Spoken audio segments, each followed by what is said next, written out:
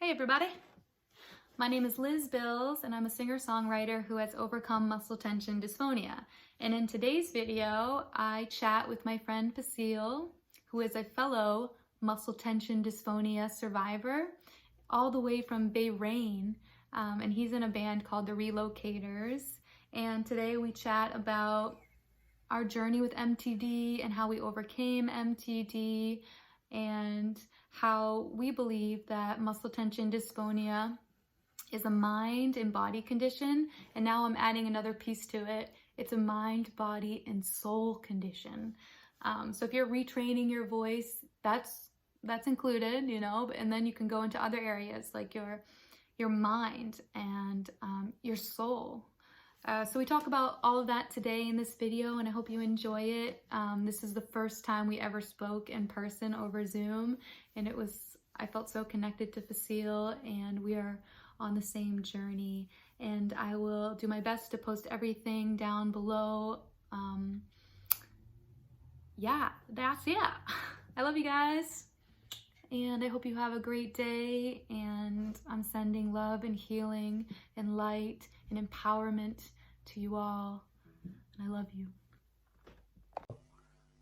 We'll start here. All right. And so the thing that's, of course, bringing us together in this session is our history with MTD. Yes. And again, we were just talking, and I mentioned how wonderful it was to see your channel because, first of all, you're a musician, and it wasn't like a medical approach to teaching us what MTD is. It was just like, hey, this is my experience, and there's not a lot of that. So I found it very, very useful, and it was something, like I said, I wish I'd discovered a little earlier because I've been through so many different things, trying all sorts of things, which I'm going to talk about too. But your story exists on your channel, so I don't want you to repeat everything, but I want to know the exact point at which you thought, okay, something's wrong and I have to get this checked out. What was that exact point? Because that's very different in my story and your story. Okay. Yeah. I think I'm 35 now, and the exact point was I was 27 years old.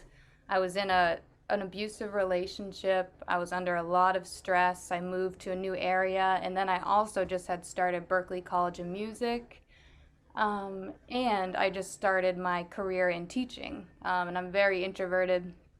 I was not used to, talking for hours and hours. And I think with all of the stress and the career change and the move change and the relationship problems, and then I was in a rock and roll band that was gigging 24/7, and I'm screaming into the mic. I can't hear myself.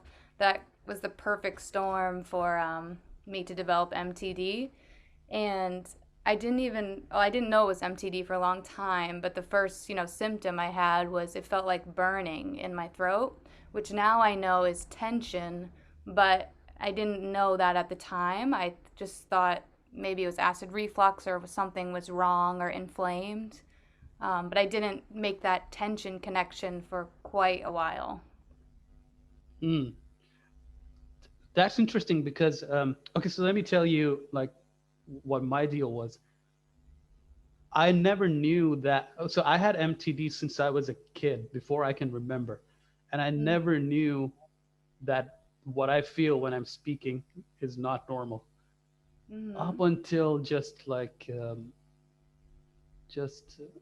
around 2016 is when I got under a lot of stress from university, and one day just this whole thing completely shut off, and I was getting like, it was like I was feeling choked constantly, and I got it checked out. And we don't have a lot of great specialized people in these sorts of things for a good diagnosis.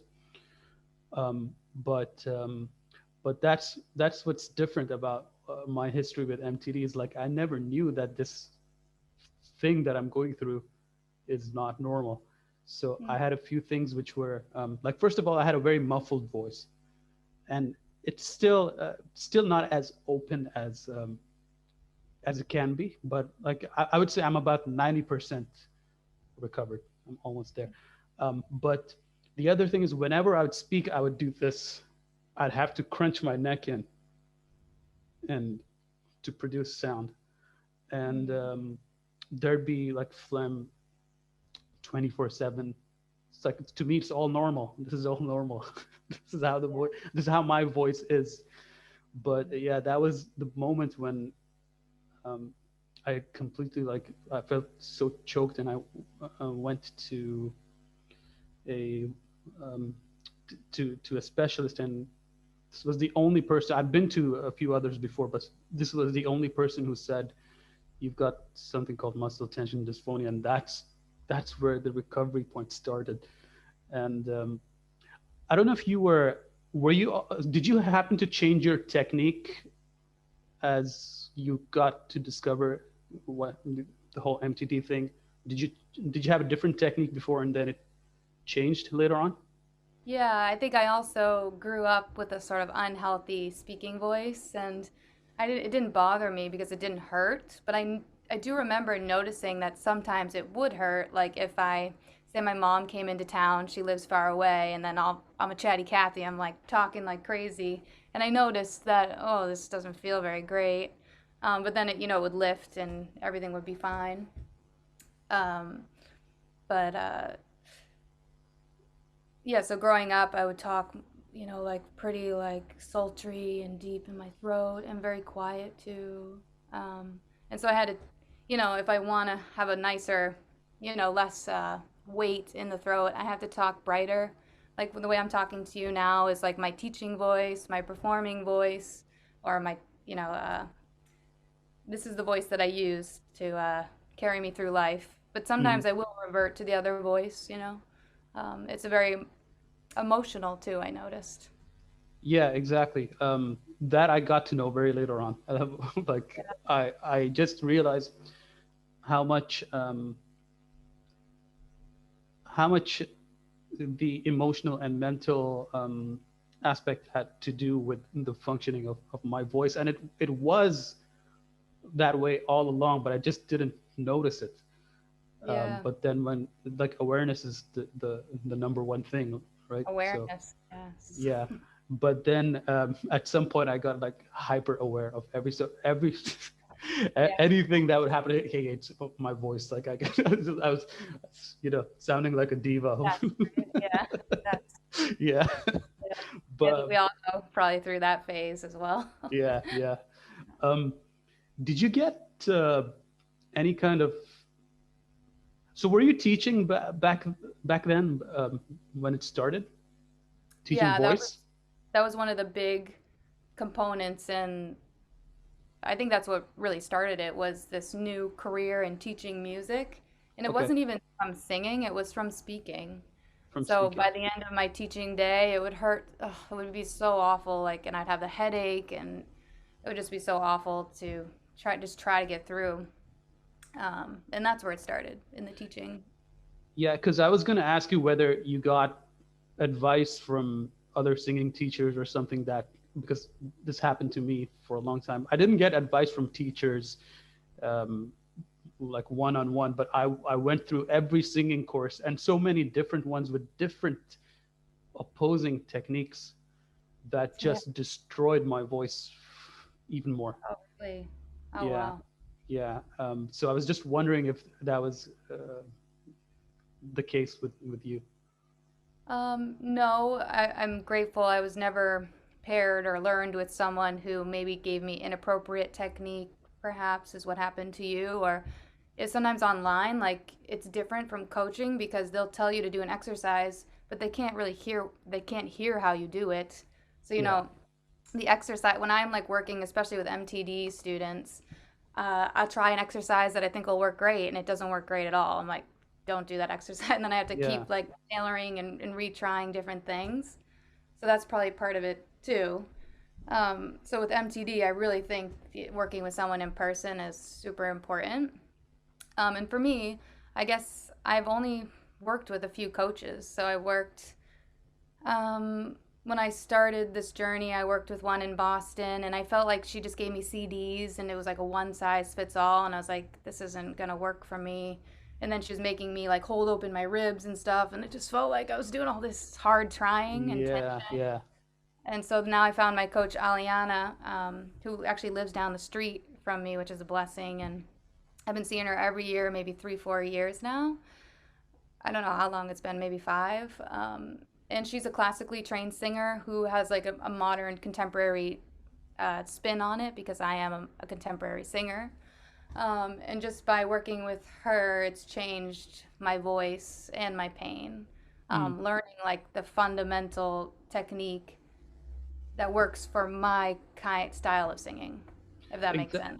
Exactly. I'm so glad you said that because this is something that I argue with a lot of people who teach singing is that, well, first of all, they depend so much on visualization, right?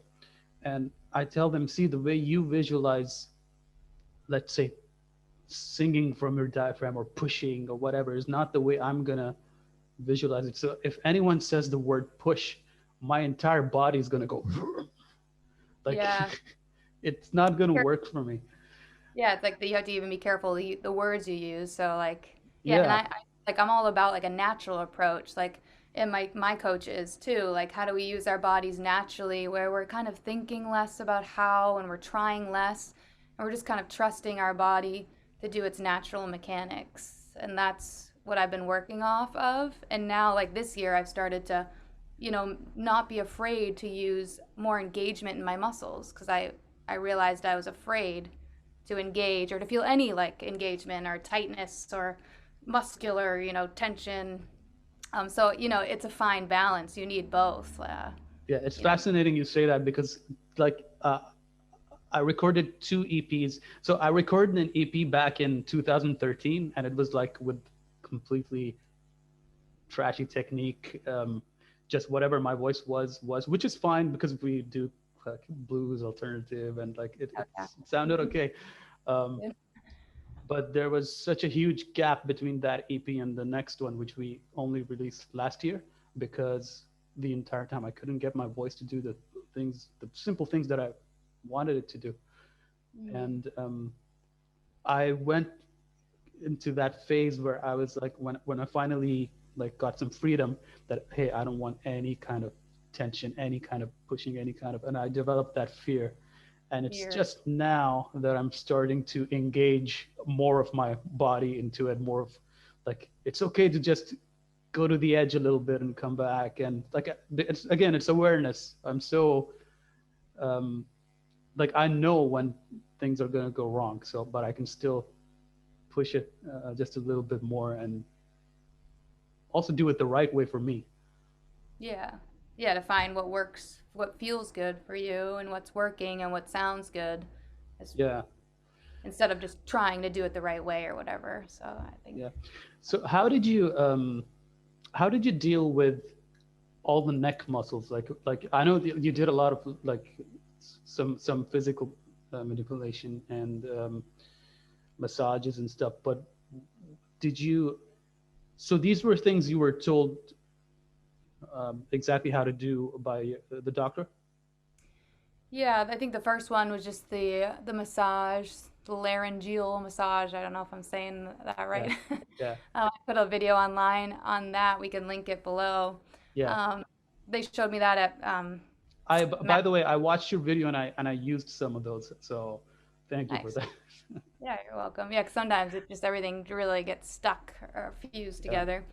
So that helped. But if I'm being honest, I didn't really, I wasn't dedicated to that exercise. I don't think I did it, but it didn't really. I wasn't like, oh wow, it feels so great now. Like it didn't Exactly. really do This is much. why I asked the question. So, and then I even had like, you can go to a speech therapist, they can get in there and do like the crazy massage, which was incredibly painful for me. Mm. And she would be pulling it apart, and it just didn't feel like it did anything that helped. Um, so I don't know if this is like what did it or if it was placebo or what, but I went to the chiropractor And I was grateful to have such great insurance where I could go 3 times a week. Because at the time he said I had a pain loop. Uh, so, my body's feeling tension and then sending like the signal to my brain that we're in danger. So then more tension. Then I have fear around the tension. So there's more and more. And so he just said, we just need to break this loop. So please, can you come Monday, Wednesday, Friday? Mm. And I'm like, ah. And so I just didn't do anything else. I just went to work and I went to the chiropractor. And what they would do is just put I don't know the right words, but like the electricity on the muscles. Mm. And then that would kind of make the muscles jump and break up. And then they would put the ultrasound on the muscles. That would make the muscles kind of jump and break apart. And then I would do some stretching, and then I would see the chiropractor, and he would crack my neck and my whole back just to get some more movement in the joints again. And so I did that for 6 months. And after that, I was eating like 20 to 40 cough drops a day. I was not eating cough drops anymore. So I don't know if it was just like I found a doctor that said, you can heal, you're going to be all right. So that, Mm. I noticed that's a huge piece to this, or just it's a huge piece to wellness in general. So if a doctor says, oh, you have a chronic condition, I don't know, you could maybe never heal, like just by hearing that. Exactly. Yeah. 'Cause I noticed that my doctor, he always was so positive, saying, you can heal, giving me so much hope. And then one time I went in and he was out and he had a substitute in, and this guy was sweating. He said, oh, you have a chronic condition. I just don't know.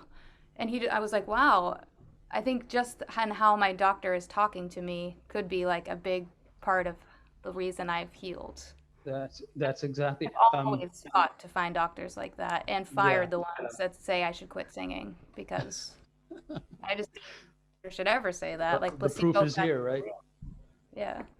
Um, well, one person who helped me a lot, he's not my vocal coach, but he is a very close friend of mine, is a vocal coach that a lot of people know. His name is Jamie Vendera. And I didn't book lessons with him ever, but he would give me advice every now and then. When he found out I had MTD, he helped me a lot. And his attitude was the same attitude as your doctors. Like, you don't need no injections, no surgical intervention, anything. Like, you can heal. I've seen it happen so many times before. And one of the things that helped me, I'm not sure if this is for everybody, but I got a massager, like a big one. So this is supposed to have the attachment in front of it. It's got all different types. So I never went into what these muscles are and what these muscles are. I just felt my goal was to just elongate the muscles in my neck. That's all I would do. I would start here and I'd go down, and I could feel like how tight it gets. So just as soon as I touch it, so just breathing through that and relaxing all those muscles. So I did that for quite a long time. And I'm pretty sure that similar to you, like it's a cool combination of things, and also that attitude which helped me. But if you were to ask me what are the two most important things, was that and meditation. Honestly, meditation. It completely changed not only the mind body interaction, but even it changed the way I breathe too, which was a very important part, because we tend to breathe shallow, and in these inconsistent kind of people with anxiety and introverted people, I'm exactly the same. So just opening that up helped me so much. And then there was a third component, which was I learned Ujjayi, the yoga Ujjayi breath, but doing it lighter than that, like just on a vocal fry. So like doing a vocal fry in reverse, like very lightly. So that just got me to realize how much extra effort I was putting in, and that set a goal for me. So I was like, if I can achieve during exhaling something similar to what I was the zero pressure that I was feeling when I was inhaling. Now I had a reference point. Oh, so And like the way you breathed in was relaxed, and then you were trying to breathe out in the same relaxed way? yeah, and so when I was breathing in, I was doing a vocal fry on the breath in. Oh, and that's also a speech therapy technique. Oh, okay. I didn't know that. Yeah, So it kind of makes the vocal folds be like, what? Like it can't do what it usually does. yeah, yeah, So I've actually done the kind of yes, breathing in to seal it all up. Yeah. exactly, yeah. So yeah, those three things for me were just absolute game changers. How how long did you have to do all this stuff until you were like, okay, I'm good now? Um, so it's funny because I'm actually just coming into your part of the journey now with meditation, Okay. um, and stuff like that. So it's kind of like a complicated thing. So I started. I'm a hard trier in general. I'm a type A personality. I have to do everything. So I did it all, and I did the speech therapy, the chiropractor, mental health therapy, yoga, changed my whole diet, stretching every day, Mm. the retraining of the vocal exercises, vocal lessons. I don't know, the list goes on forever. Um, and I realized by doing that all, and then I quit the gym. I used to love to go to the gym, but I was like, oh, I can't do that anymore, like, and then my new reality was just like hard trying everything, and I can't do the things I enjoy anymore. And from that place, I was like, you know what? What changed for me? I just didn't want to be like so obsessed with it anymore, I guess, as what changed for me, and so afraid. Like I would wake up every day and I'd be like, where's the pain? Oh, and then wait for it to come in, and I would just be like so focused on the condition, like, and obsessed, and it would make me happy or sad. If the pain came in, I was depressed, agitated. Um, so I think a big part of me was just taking this pain program called tmswiki.org. Um, I took that pain program. It's free, and it's just the idea of like how to detach from being afraid of your pain, and like how do you like work with your pain in a way where you're not obsessing over it, and you can kind of just still live your life even if you're chronically in pain. And so I started doing that work, and just by doing that, like huge layers of my pain so were going away. Because the thing with me is I was able to correct my voice and my speaking and singing voice, but over the years, my pain has moved to different areas. So now it's moved to my shoulders, my back, or my face, Mm. um, the sides. So it comes and goes. So what they call it is neuroplastic pain, or it's like pain that the brain is just putting into your body because it's what it knows. Mm-hmm. So then I addressed that part of it with the tmswiki.org. Um, and so now I was no longer afraid of the pain. And then I joined the gym again. I was like, I'm not a chronically ill person. I don't have MTD. And like I started kind of thinking like that. And now I do yoga 5 to 7 days a week. And I don't not do things because of MTD anymore. So that's part of it. So I guess where I'm at in my journey now is I do still experience pain. And like I think the thing is, like, as human beings, we all experience pain, and emotional pain and physical pain can be the same thing. Mm-hmm. Is Mm-hmm. what I'm trying to learn about now with meditation and Ram Dass and just like great spiritual teachers like Deepak Chopra. Um, is that I notice the more I can meditate and just be in my own body and present and aware, um, there isn't pain. But the more stressed I am, the more I'm in the future and the past, the more to-dos I have, the more I should myself to death, and I have to and I need to, and putting all these rigid expectations and high expectations and pressures on myself, that's when I have pain. Mm-hmm.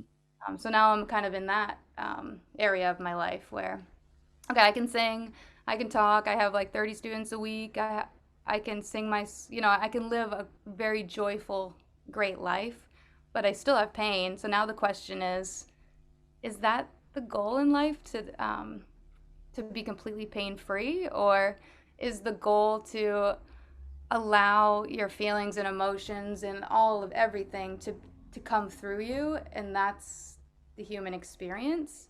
Mm. Because I just watched a video on Ram Dass, who I really look up to a lot, as a spiritual leader, and a teacher. And he said for a while he was just going around saying, I'm Ram Dass, and when you meet Ram Dass, he's calm and he's collected and he's happy 100% of the time. But the truth is, he said, I'm not. I'm agitated. I get hungry. I'm grumpy. Like, I have my back hurts. And he said when he wasn't telling people before, he was, that was a great disservice because he wanted to actually show people his humanity. So he's saying, yes, I do feel those things, and I allow them, and I let them be there, and I don't attach to them, and I don't Mm. cling to them. And Yeah. so that's like where I am right now. It's like I want to do that. I want to like be that. I want to love that anxious, frightened girl who's just has so many hard expectations, and I want to honor that girl, and I want to feel those emotions, and then I want to release them, if that makes sense. It all makes sense to me. Um, I loved one of your posts. I don't know if it was an Instagram story or something, but you were sort of um, speaking to the importance of spiritual development to the healing of not only the voice, but everything you're talking about. And I'm a person who um, is an existential overthinker. Mm. So I'm always thinking about why everything, Yeah, me too. and and that add to that my introvertedness and anxiety since childhood. Add to that just the stuff that we grow up with, and with MTD, like I always wonder, it's like the chicken or the egg situation. Like, was I that quiet and that shy because of my voice, or did my voice happen to be that way because I was always so anxious and shy and quiet and afraid and Yeah. like, but it doesn't matter what it was. um, Mm. I did seek spiritual help, and I sought it not only in the form of spirituality, in which is there in our culture, and uh, spiritual teachers on YouTube and stuff, but I also got a coach, like a mentor, who had a spiritual leaning, and he got me reading some weird stuff and doing some got me into meditation, uh, things like that. So yeah, this journey just never ends, I think. And I would say that I've transformed quite a bit, but will I ever be completely pain free? Of course, my pain, I'm in no way comparing it to your um, pain, but we all have some kind of pain. Um, will I Yeah. ever be pain free? Like, I'm not sure. I'm not sure that's a question I want to ask myself. Like, I'm not. I'm just interested in what's next in the journey, and that's it. Yeah, I would say instead the question is like, how can I cope with my pain and allow my pain, because it's part of the human experience. So if we're Exactly. constantly resisting pain and fearful of pain and asking ourselves, what's wrong with me? Why do I feel this way? That in itself is just confusing to, I think, humans, and painful in itself. Yeah. So like for me, like this idea of, oh, there's nothing wrong with me. There's nothing that I need to fix, Mm. has just been a real game changer for me. And to allow, like, like all of my imperfections and all of the what's wrong with me's, and like maybe there's just nothing wrong at all, and I can just allow it to be there and nothing to be afraid of, and everything passes and nothing stays the same and everything Hmm. changes. So I've been kind of going in that direction more. And I have, because of that experience, so much more joy and calm in my life. And if I could go back and do it all again, I guess like I wouldn't, like now when people ask me how do you get better, like I will say you should start with meditation. But I didn't Yes. start there myself. Yeah. I did start with like someone, Mass General was like, well, are you tensing like your face? And then I was like, oh, I am. And so like I had no awareness of my body. And I was just like this really like tight, uh, really tight in my body, and I didn't know. So Yeah. that's why I think, and so I guess it was a form of meditation, me just kind of watching myself. But I've only just started to get into, deeper, just actually meditating every day, and also working on my nervous system. So getting out of the state of fight, flight, freeze, which I've chronically been in. And I think most people with MTD are in a state of fight or flight. So that's the sympathetic nervous system turned on chronically. And we want to practice activating the parasympathetic nervous system, which is with deep breathing, sometimes pushing a little bit, Mm. yawning, making the eyes just relaxed, kind of things you do when your body's relaxed, and then your nervous system's like, oh, I'm relaxed, and then you switch over to the parasympathetic nervous system, and with practice you can actually just feel calm and relaxed by just pretending that you are. And then Yeah, it yeah. becomes a 100%. reality. Yeah. Yeah, yeah. The mind can follow the body just as the body follows. Yeah, you go through the body to get to the mind. So like that's a nice way to do it. So Yeah, that's where I'm at now. Like I want my nervous system to be calm. And by doing that, I experience zero, like minimal to zero pain. And I don't really have to use cough drops or straws very much anymore yeah. at all. What about performance? Does it get you as anxious as many other things? Because I find that in my case, for some reason, performing is something that doesn't scare me a lot. Oh, wow. It Um, scares the crap out of me. yeah, which is weird because I'm like since I was a kid, I didn't like speaking in public. I didn't like speaking to a group of like four people, and none of that. But for some reason, on stage, I'm fine. But I'm sure like how do you deal with that? Um, I think like I'm fine once I get out of my head. So I think like maybe like also can feel like you where once I'm out of my head and I am really in my body and in the moments, like I can really just enjoy myself and just flow and not think and just feel and express myself. Hmm. And I'm not nervous, but it always starts with the nervousness at first. Incredible anxiety, like racing heart, sweaty palms, things like that. Um, what helps me? I don't know. I think I do certain, things like the superwoman technique. So I'll take up a lot of space and I'll Mm. spread my legs out like superwoman, and I'll take deep breaths in, and then when I breathe out, I'll kind of push and breathe out. And so when I'm doing that over and over again, I'm sending signals to my nervous system that we're safe. Hmm. We don't have to be turned on right now. Yeah, um, and just by giving myself a lot of self-love and compassion and allowing mistakes, allowing my humanity in my performances, and putting more value on authenticity over perfection, because I think for me, I want to be perfect on stage, and that is what's making me fearful. mm-hmm. Perfection. So I'm really working on that with a psychotherapist right now.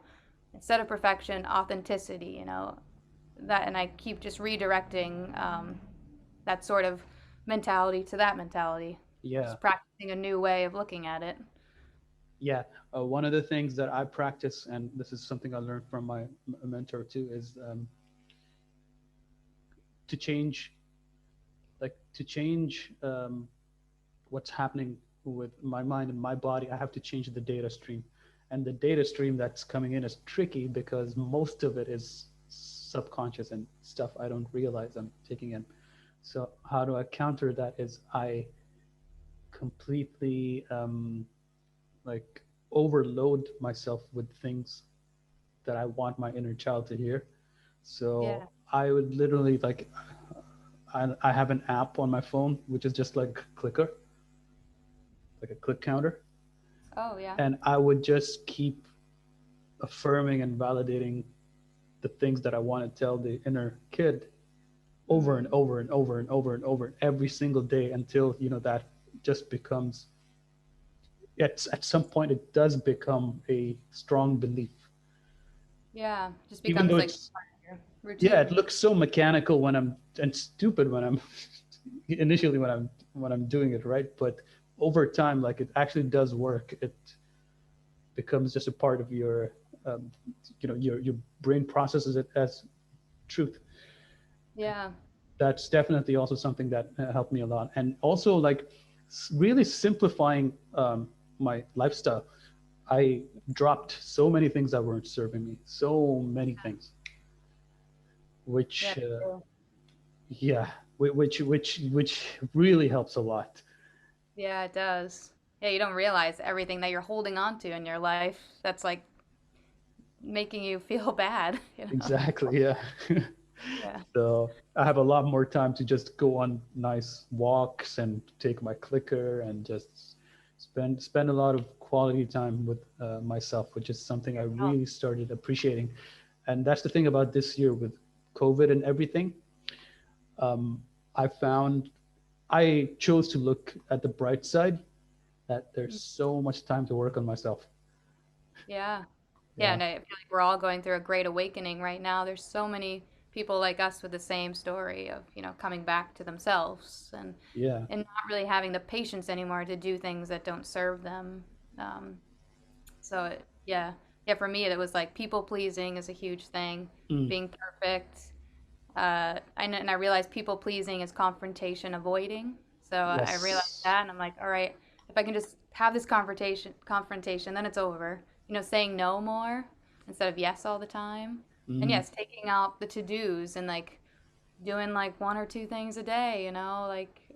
And another big thing is like I don't go on my cell phone in the beginning of the day. I get up and put on some relaxing music, breathe deep, make my coffee, do yoga, meditate, and slowly kind of get my this computer system like ready for like higher intensity things to not yeah, overload it and scare it. As soon as I wake up, I'm looking through, oh my God, like all the things I have to do.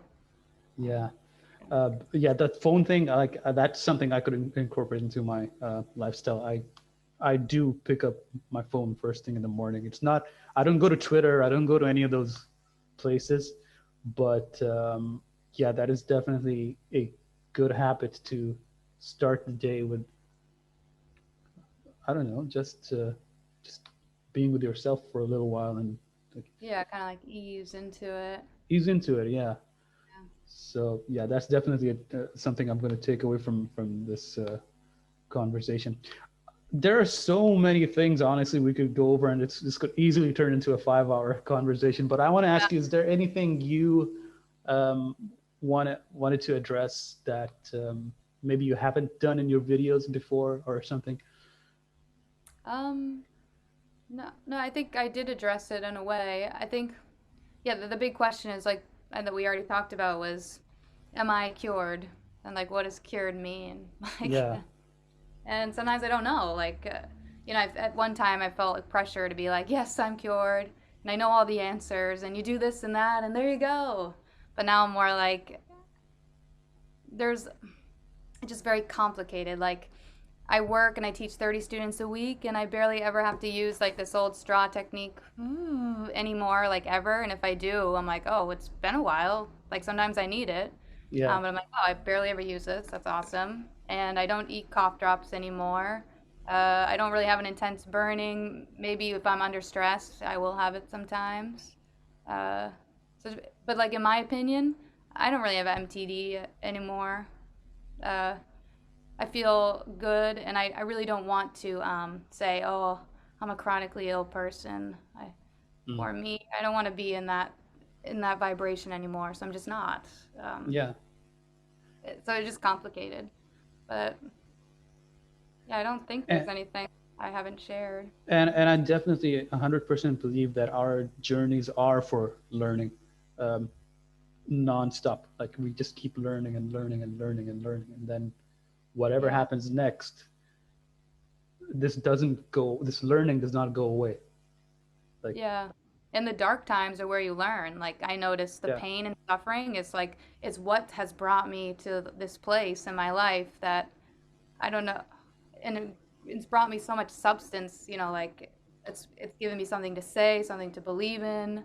Uh, it's transformed my life. So like to take away MTD and to never have it, I don't know if I would even do that because it's the pain and suffering Yeah. has, and a lot of spiritual people will say that it's because of the pain and suffering that, so I would say pain and suffering, it can be our friend too and teach Yeah. us so much. Definitely. Yeah, that's, to me, that's what it's there for.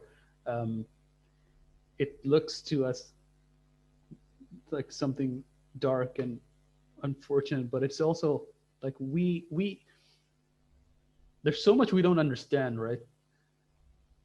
We don't like again, like me being an, and you also being an existential thinker, like overthinker. There's so we always want the logical answers to things according to where our understanding of where we are. But one of the things that has given me a lot of belief is to let the big picture just be and Mm. not worry about how it works. And like that's brought me a lot of comfort. And I've actually stopped overthinking stuff too much. Oh, Um, yeah, I'm trying to do that too, and I'm calling it trust and yeah, intuition. yeah, I'm yeah, trying to trust instead of, think and worry and plan and, control. I just trust and intuitively know. Because if you really stop all the thinking, you know the answer. Like if you really exactly. get down inside, you already know. Yeah, So just finding that trust and that intuition and those gut feelings, and that's kind of what I'm exploring now. Just the magic, like in these beautiful, crazy human bodies we have and souls. There's just the idea that this body is resilient and powerful and can heal, and that mm, we have these magical abilities in a sense where we can trust and we can know, and maybe we don't have to think so much or try so hard. There's nothing to fix, exactly. Yeah, my yeah. motto lately. So I think it's that's definitely, a yeah. I think that's a wonderful place to end this. I really enjoyed this conversation. So this was a really great opportunity for me just to be able to share the few things that I have and to also learn from you. So I really enjoyed it. Um, and before you go, if we can give the audience, like, I think we're on the same journey. Like, what do you think collectively, like, is the answer, like, for people watching? Like, if they're struggling, like, what do they do? with Like, what MTD. help? Yeah, like, I guess I never even found out, like, how did you get to where you are, where you can use your voice this way and talk clearly and Oh, okay. So yeah, I haven't gone into detail about how the whole process happened, but the few things that I mentioned at the beginning, which were first of all discovering like how much less weight I need to produce sound by using ujjayi with a little bit of vocal fry. mm, Starting there, and like then mindfulness. the mindfulness meditation is number one. If you won't do anything else, I'd say meditate. It's going to improve so many things Yeah. that are related to anxiety and tension, which is what muscle tension dysphonia is. It all comes from. I use a massager, which helped me a lot. I don't know if it's going to help everybody. It Uh, helps me a lot. It still helps me a lot. yeah. Also, the way that like people use it, I didn't have any information. I just started using it on my neck and Yeah. Yeah, me too. figuring things out. Feeling good and more relaxed. It gets rid of my headaches too, which is nice. And Yeah. yeah, it's a great. Um, I would be very careful of vocal technique. Mm-hmm. Um, like like where do I get my information from? And obviously, a good teacher one-on-one is the best because even through Skype or Zoom or something, there are some things that the teacher can't really get to know. Um, Yeah. Like if I'm in front of the teacher, that they can even tell what my breathing is, what my breathing pattern is, and why I'm choking up and things like that. So I'd be very careful of anything that suggests that I have to put extra effort at the beginning, especially things like push here, put the voice there, push the voice from there. Um, None Oh of that yeah. made any sense to me because I just had this froggy, muffled voice, and they would say, "Put it in the note," and I go, "Ugh," and it doesn't. Yeah. Yeah. Feel natural. You're trying so hard. Yeah. Yeah, I think a good teacher just tricks you kind of into it, maybe. yeah. So, well, all that leads to where I am today is, well, at least I have a good speaking voice that I can use functionally without feeling pain. Um, the area that still needs a little work for me is my falsetto range. It was non-existent before. Like I could not get into falsetto, head voice, anything of that sort. Um, and I know people have different um, uses for those two words. They're not necessarily synonymous, um, Yeah. and everyone defines it differently. But anything to do with getting into that light Yeah. register, Highlight. Yeah. yeah, Singing. I Mhm. couldn't do it at all. Now I can do it, but there's a little bit of a consistency that I'm looking for and an accuracy that I'm looking for when I'm singing. Not that I'm going to use falsetto a lot in my music, but it helps the technique so much that like, That's a good. I'm actually developing my head voice because I was such a belter and like rock and roller. I yeah, would always drag my chest up, and now I'm developing the head voice technique, and it all helps. It helps when you want to do that chesty singing to have yeah, the development of your head voice. So you're mixing instead of just pushing your chest up high. exactly. Yeah, yeah. And yeah, consistency even in my tone, because my tone used to change like every hour of the day before. Yeah. At a point, and I have sinus issues too, so that contributed to that. Um, Sometimes it'll be a little nasal, sometimes it'll be very throaty, sometimes it would be husky.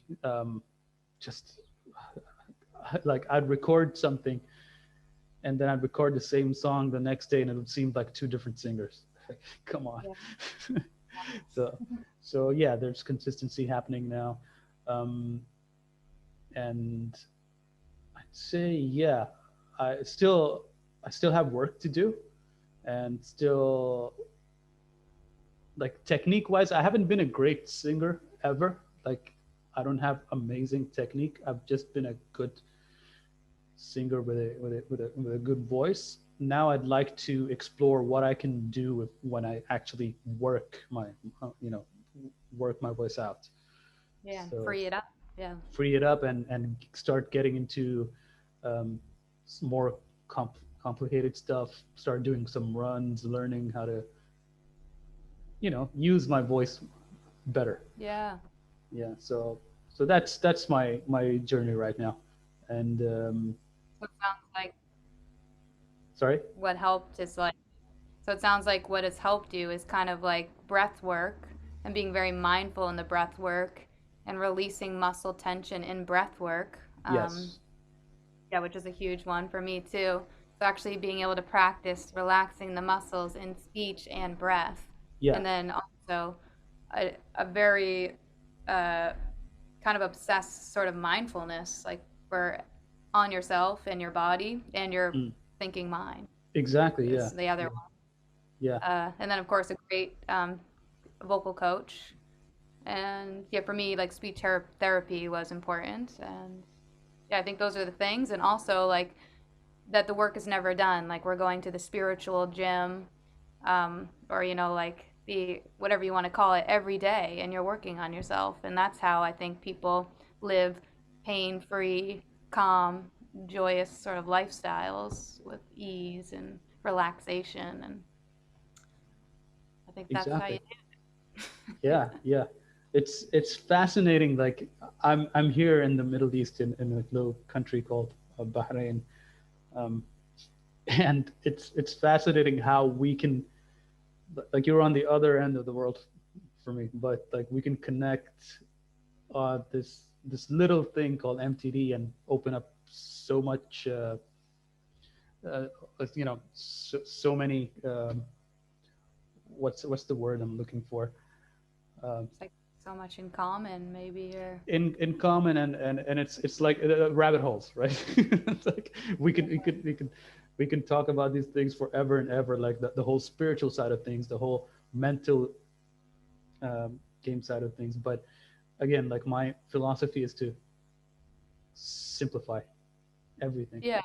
Yeah, that's good. Yeah, it's just MTD is a mind-body disorder, so you have to treat the Yeah. mind, body, and I would say soul. So I'm treating my Yes. mind, body, and soul. Yeah. Um, yeah, and I think that's very important just to achieve Yeah. relaxation and happiness. Exactly. Yeah. And just we never need to stop working on it. Never we never need to reach an end point and say, okay, I'm done. It's life is learning.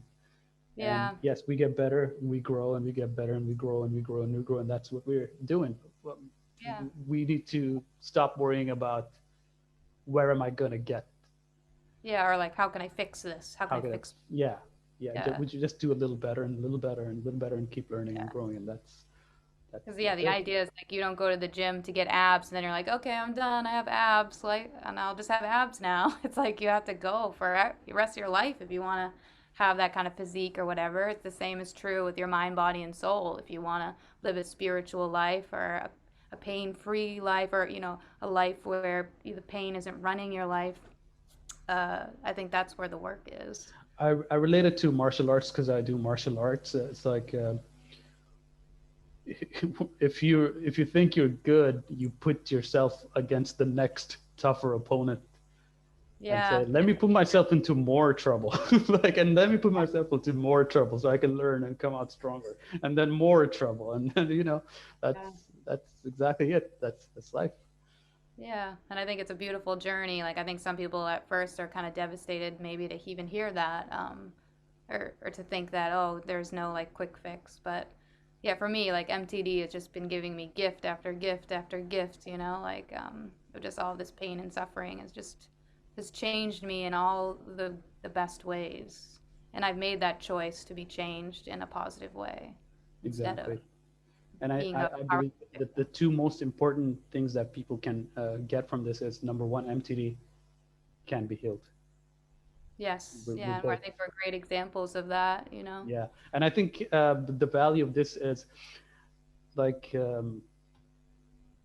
as you said, there aren't enough people on YouTube that have gone through this journey and come out the other side. And as you say, like it's not necessarily like I'm done, I'm healed, because pain. We talked about pain and how you're still managing it and dealing with it, but you've had a journey which has something to show, and people can learn from that. And I believe like this conversation, people can at least see that, hey, here's another person who has been through a similar journey and come out the other side, and that gives so much hope to Yeah.